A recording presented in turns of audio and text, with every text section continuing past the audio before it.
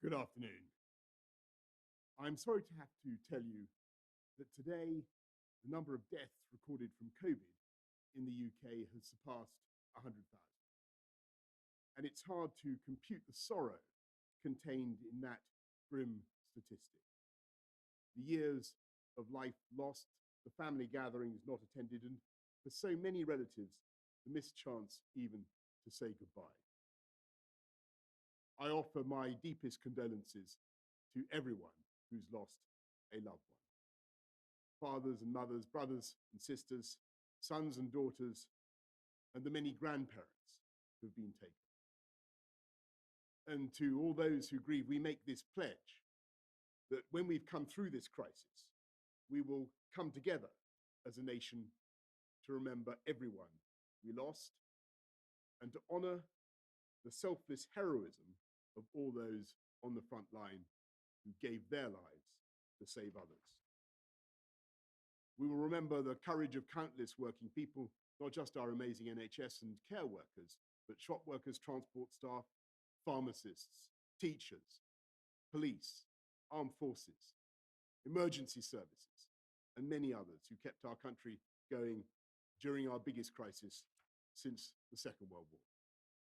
We will commemorate the small acts of kindness, the spirit of volunteering, and the daily sacrifice of millions who placed their lives on hold time and again as we fought each new wave of the virus, buying time for our brilliant scientists to come to our aid.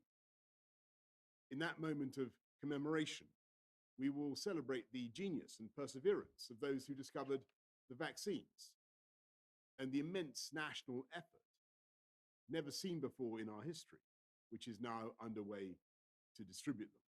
One that has now seen us immunize over 6.8 million people across the United Kingdom. And when those vaccines have finally freed us from this virus and put us on a path to recovery, we will make sure we learn the lessons and reflect and prepare. And until that time, the best and most important thing we can all do to honor the memory of those who have died is to work together with ever greater resolve to defeat this disease, and that is what we will do. I'm now going to hand over to Chris for the slides. Thank you, Prime Minister. On this very sad day, I've just got three slides. The first is the number of people testing positive for COVID in the UK. And as you can see on this graph, the number peaked at an extremely high number. It is still at a very high number, but it has been coming down. I want to just put one caution on that, which is that Office for National Statistics data demonstrates a rather slower decrease, and I think we need to be careful that we do not relax too early. Next slide, please. The number of people in hospital with COVID is still an incredibly high number, over 35,000 people. And as you can see in this graph, it is flattened off. It is not still rising overall. It is substantially above the peak in April. And over this time, it looks as if it's coming down very slightly in some areas, including London and the southeast and the east of England. But there are some areas of the country where it is still not convincingly reducing. So it is still at a very high level throughout the country, and NHS staff are working incredibly hard with many very sick COVID patients. Next slide, please. And finally, on this day, the number of deaths. At the moment, this looks as if this has flattened out, but at a very high level. So the most recent 7-day average for deaths, the rolling 7-day average, is 1,242 deaths, an incredibly high number. And I think we have to be realistic that the rate of mortality, the number of people dying a day, will come down relatively slowly over the next 2 weeks, and will probably be flat for a while now. So we will still, unfortunately, be having additional deaths to add to that very sad total that the Prime Minister talked about. Thank you very much. Thanks very much, Chris. Simon, anything you want to add? Well, I think really just to thank my fellow staff across the health service for everything that you have done over the course of the last year. This Sunday, it'll be a year since the first 2 patients with coronavirus were treated in hospital in Newcastle, and it'll be a year since the first flight returned from Wuhan to Arrow Park Hospital for quarantining of people returning to this country. And it's a year in which over 250,000 severely ill coronavirus patients have been looked after in hospital. And those staff who've been looking after those patients also, of course, experience what this pandemic has meant as daughters and as sons and as parents and as grandchildren with family and friends and neighbours. And so this is not a year that anybody is going to want to remember, but nor is it a year that across the health service any of us will ever forget. Thanks very much, Simon. Let's go to questions from the public now. Martin from the Wirral. With vaccines well on the way, what are long-term plans to allow a return to travel and government working proactively with other nations to install safe travel mechanisms, including potential shared databases and any technology so we can get business growing as soon as possible?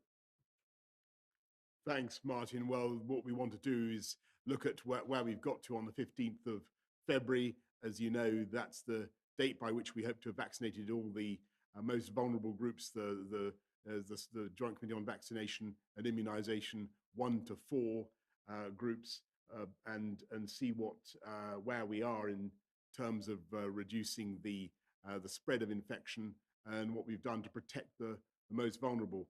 I think, Martin, it'd be fair to say that, as you've heard from Chris, the rate of infection is still pretty forbiddingly high, but at a certain stage we will want to be getting things open. But that will depend on us continuing to succeed in driving the level of infection down and rolling out that vaccine program as fast as we possibly can. And what I will be doing in the course of the next few days and weeks is sending out in more detail as soon as we can when and how we want to get things open again. But that will depend on us continuing to beat the disease. Let's go to Mark from Plymouth, please. Will the government expect to extend school closures until Easter? What strategy will the government publish to ensure no child is left behind? Mark, we will want to look very, very carefully at the data at where we've got to with the vaccination programme before we make our announcements about the timetables. As I just said to Martin, we're working as hard as we can to get things open. If you will recall, we really wanted to keep schools open, and we will want to reopen them, but we must do it in a way that is safe, and we must do it cautiously. I appreciate the huge efforts parents are now going to teach their kids at home, to look after kids who should be in school. A school is the best place for pupils, and I know the educational damage that we risk doing by protracted lockdowns, and that's why the government continues to support all sorts of measures to help teachers. A big rollout of laptops, 1.3 million laptops that we've provided, and massive investments in catch-up tuition as well. Clearly, that can't be in tutoring and one-to-one help of all kinds. That can't be done whilst kids are at home. So what we will do, Mark, is work round the clock as we come out of lockdown to ensure that the kids who have suffered, pupils who have suffered from loss of learning, from differential learning across the country, get the attention, get the tuition and the support that they need, and we'll make sure that exams are fair and properly adjusted to reflect what everybody has been going through in the last 12 months. Let's go to Laura Koonsberg of the BBC. Thank you very much. And everyone's thoughts tonight are with those who have lost loved ones, and families left behind. But Prime Minister, near the start, the hope in government was to contain the numbers to 20,000. It's now 5 times that. What went so wrong? And to the others, can you give us any idea of the range of the possible totals that you are looking at now? What are your expectations? Well, Laura, I think on this day, I should just really repeat that I am deeply sorry for every life that has been lost. And of course, as Prime Minister, I take full responsibility for everything that the government has done. What I can tell you is that we truly did everything we could and continue to do everything that we can to minimize loss of life and to minimize suffering in what has been a very, very difficult stage and a very, very difficult crisis for our country. And we will continue to do that, just as every government that is affected by this crisis around the world is continuing to do the same. I think in terms of the range of totals, I've always been very careful not to try and make forward projections on terms of numbers. All I have said earlier on, and I will repeat this, is unfortunately we're going to see quite a lot more deaths over the next few weeks before the effects of the vaccines begin to be felt. And I think we have to be realistic that that is going to happen. But trying to actually put a number on that, I don't think is helpful to anybody. I think what we really should do is do everything we can to try and prevent that. And that is a combination of rolling out the vaccines, as the Prime Minister said, but also all of us doing our bit in terms of staying at home, except where we have to. And that's something which I know the entire country is doing. And that is really the key to the next few weeks.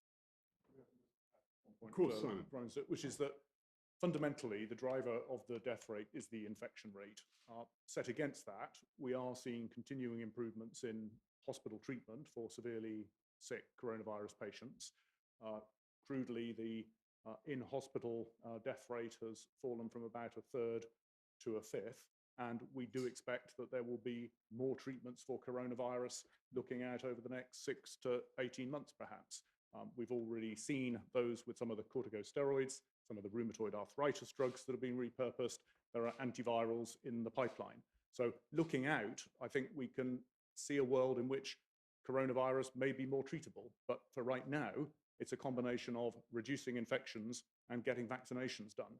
And as we stand here this evening, 1 in 8 adults across this country have now had their first vaccination. So we are well on our way.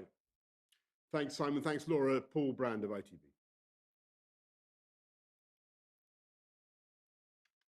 Thank you, Prime Minister. Prime Minister, 20,000 deaths was once described as a good outcome. How would you describe the outcome of 100,000 deaths that you've presided over? And to Professor Whitty, what would you say to care homes who are telling us tonight that they are concerned about the gap between the first dose of the vaccine and the second dose, and who are calling on the government to close that gap back down to the recommended number by Pfizer? Paul, I think that you'd exhaust the thesaurus of misery. It's an appalling and tragic loss of life, and there's no question about it. And all we can do now, as Chris has just been saying, is work together with the tools that we have of the stay-at-home principle plus the vaccines to defeat the virus. And as I say, I'm sure that we will. In terms of the gap, I'm going to give a relatively technical answer because I think this is important that people who are listening to this, who've had one vaccination, actually understand the logic behind it. So I think this is a key question. The first and really critical point, which I think everybody understands, is our limitation is the number of vaccines available. That's true here, it's true in every other country as well. So therefore, by definition, if you give a vaccine twice to someone, you can only give it to half the number of people over a period of time. So the first reason for delaying the course of the vaccines is to double over the next few weeks the number of people who can actually have a vaccine and get some protection. The second point on this is the great majority of the protection comes from the first vaccine that someone has, the great majority. And that's true for the Pfizer vaccine. It's true for, as far as we can see, the Moderna vaccine, which is coming, and it's true for the AZ vaccine. So the great majority of this protection is from that first dose. And therefore, what we're doing is we're giving a first dose to twice as many people. Now, the third thing people say is, well, might we have a situation where the immunity suddenly wanes between 3 weeks and 12 weeks. And there is no evidence for that for natural immunity. There is no evidence for that for the AZ vaccine. And there is no evidence for that in the Moderna vaccine, which is very similar. It's another RNA one to the Pfizer vaccine. So that side of things, I think we are confident of. The final reason that people are worried about is, well, could this give rise to a situation where there's an increased risk of something developing in terms of a variant of this in the period of the 8 weeks, and that's a theoretical worry. But there may be data, there certainly is data from AZ to imply we may get at least as strong a response, and for AZ at least, possibly even a stronger response for having the longer period of time, which means that will have a stronger period and for a longer period of protection afterwards, which will help protect the vaccine as well as the individual person afterwards. So there's lots of reasons why we think, we've thought very carefully about what the balance of this is, but the balance of risk in terms of reducing the number of deaths in the community, and I really want to stress that, that is the aim of this, is to maximize the number of people who get that first dose where the great majority of the protection comes from. Thanks, Paul. Sam Coates, Sky. Prime Minister, you just said we truly did everything we could to save lives. Do you really not reflect on whether some of those 100,000 deaths could have been prevented if you'd made decisions differently and perhaps followed scientists' recommendations more closely?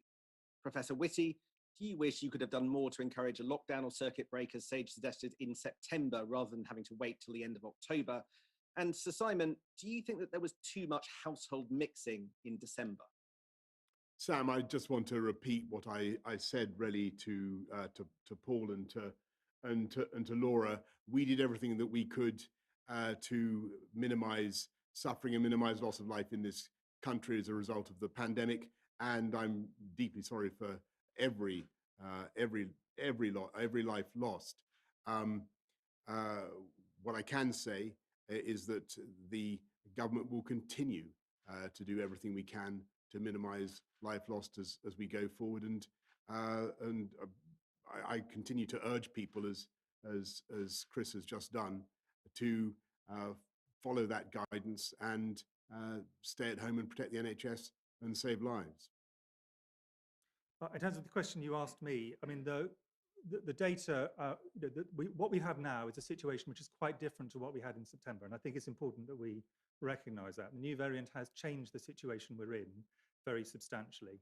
The question about when to actually do particular measures has always been a matter of trying to balance, and I've said this repeatedly throughout this tragic pandemic, balance the things which actually reduce the risk of transmission with all the other things we're trying to do in terms of society staying functioning over what has been a very long period of time, and unfortunately one we're not through at the moment. And that's something which political leaders have had to balance really difficult things. The scientific evidence is clearly something which is one part of that, and something which people have tried to make as clear as possible, and all the minutes are published, and that's all it's extremely clear what the evidence on that is. But I would go back to saying the thing which we have, which has made things very different in 2021, has been the problems of the new variant, and that was not predictable in September, although that is something we are trying to do something to address now. And that's the reason we were worried 2 weeks ago that the measures we had at the moment were not enough to hold this new variant. I think what the data I showed you at the beginning of the slide sessions shows is that the rates are just about holding with the new variant, with what everybody is doing. Our big worry was that we wouldn't even be able to hold it. It's going to be much harder because of this new variant, and I think we have to be realistic about that. What I'd say, Sam, is three things. First of all, in terms of the underlying causes of spread, I think we defer to Chris and to the epidemiologists. But secondly, the facts as we see it in the health service are that on Christmas Day, we had 18,000 coronavirus positive patients, and now we've got just under 33,000. But the third point is that we've seen that growth rippling up from the southeast, London, to the east of England, and then up to the Midlands, which is consistent with the spread of the new variant of the virus. Thanks very much, Sam. Pippa Crerar, The Mirror. Hello. Prime Minister, in the days and weeks approaching this sad milestone, have you spoken to the families bereaved by coronavirus? Do you ring them up privately or meet them on Zoom? And if you haven't, then why not? And if I could also ask you, NHS staff in Scotland were given £500 a bonus in recognition of their hard work during the pandemic. Even Lidl, the supermarket, has given its staff a £200 bonus today. Why haven't NHS staff in England had a similar gesture of support? And so, Simon, would you like to see them get one? Thank you.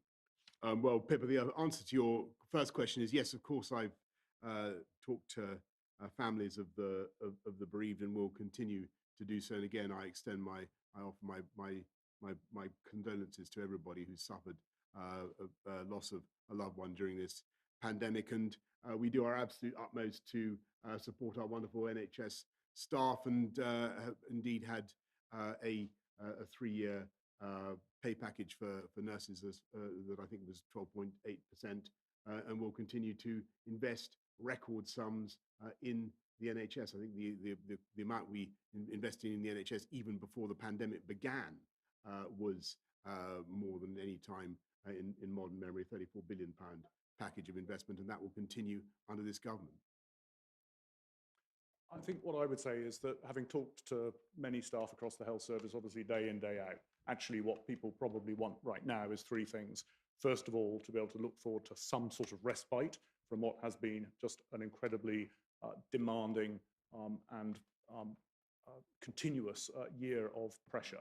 Secondly, to know that there are reinforcements on the way, that the staffing pressures in the health service will be taken seriously in the years to come, and there are some encouraging signs on that, but we've got to do a lot more. And then thirdly, to tackle the pressures in the here and now, which fundamentally are about reducing the number of new patients who are turning up in A&E severely ill with coronavirus day in, day out. So it's that combination, I think, the sense that there will be some respite, the sense that the health service will get resilient with the staffing support that it needs in the years to come. But for right now, that actually we collectively turn off the incessant new admissions that are arriving with very severely ill coronavirus patients. Thanks, Pippa. Harry Cole, the Sun. Thank you, Prime Minister. Our readers with children are desperate for some clarity. This is not a question of when, but a question of how. Will children in lower case areas be allowed to go back to school first, especially primary school children who have the most to lose from this virus educationally? Will you phase back schools by age and region when it is possible to begin getting children back into the classroom? And if I may, there's been some saber rattling and some comments out of Europe looking at the possibility of blocking exports of vaccines produced into Europe to third countries like the UK. Can we get our response from you to that? And what measures are you putting in place behind the scenes to make sure that our vaccine supplies are not under threat from a hostile action such as that? Okay. Thanks, Harry, very much. Getting kids back into school, primary kids back into school, as I said earlier, that's something that has been a top priority for the government, continues to be our top priority for any kind of reopening. Clearly, if we're going to go back after half term, February the 22nd, we're going to need to give 2 weeks notice. So what I can tell you, Harry, is we will be making sure that we give advice well in advance of that about what we hope to do, and give people some rough idea of when things might be possible. And that depends, as I've said earlier, on the rollout of the vaccine, where we are with the pandemic, the rates of infection, and so on. And on your excellent point about would there be a regional difference when we look at areas where the virus is less present. It's pretty much a national picture at the moment, but of course we will look at all those types of all those ideas on supply of vaccines from abroad and supply into this country. I've got total confidence in our supplies. We've been over this many times in the last few days and hours. We've got confidence in our supply. I've seen what Commissioner Kyriakides has said, and all I would say is, obviously, we expect and hope that our EU friends will honour all contracts, and we will continue. We fully expect that will happen, and we continue to work with friends and partners in the EU and indeed around the world, because the delivery of the vaccine has been a multinational effort, the creation of the vaccine has been a multinational effort, and the delivery of the vaccine is multinational as well, because the virus knows no borders. I think that was it. I don't think you had a question for either of my colleagues. Let's go finally to Charlie Cooper of Politico. Hello, thank you for having me. It's a terrible milestone we've passed today. Prime Minister, you spoke about learning lessons. Can you give a concrete example or several concrete examples of what you are doing or planning to ensure that we never see the terrible loss of life in the UK again, because this will not be the last pandemic? And just to follow up on the question about the EU, would you urge the EU against the kind of vaccine controls on exports of vaccines that have been suggested? So would I urge the EU to do what? Against them? Yes, sorry, so I wasn't quite sure of that. Yeah, look, Charlie, thank you very much. On what we're doing, let's be in no doubt that the UK is in a radically different position now from where we were 12 months ago when it comes to pandemic preparedness or dealing with an epidemic of this kind. That we have huge quantities of not only huge quantities, for instance, of PPE, but we have the ability to make it ourselves. We've created an indigenous industry to do not just to conduct lateral flow testing, but to make lateral flow tests. We have a vast test and trace industry. NHS Test and Trace has been built from scratch, is now a colossal operation that is actually doing amazing work in isolating incidences of the disease and helping us to find out exactly what is going on and where.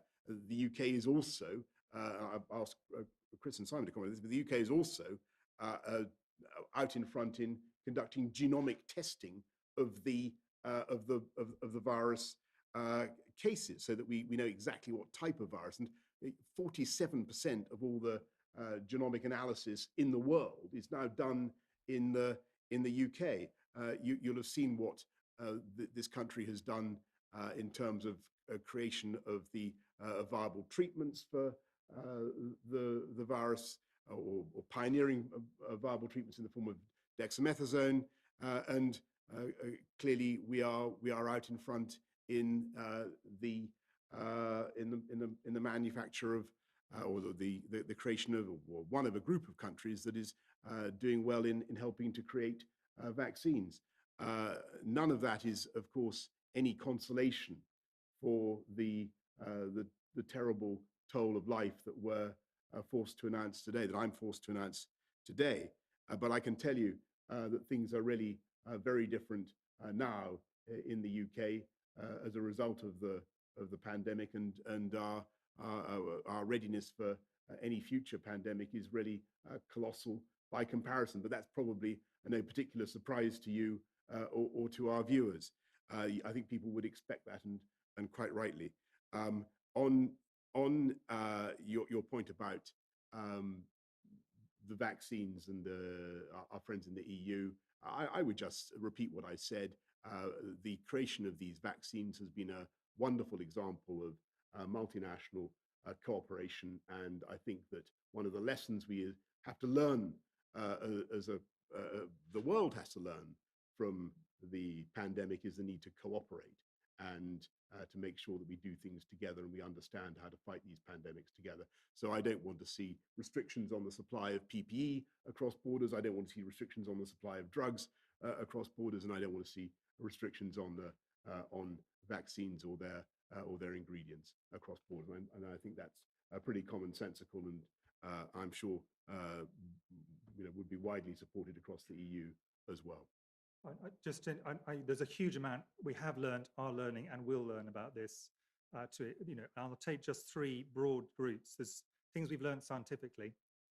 We now understand the virus in a way we didn't, and some of the science has undoubtedly changed. Some of our understanding of what the science meant has changed. For example, we were initially quite cautious about whether masks were useful. We decided that they were, based on increasing levels of evidence.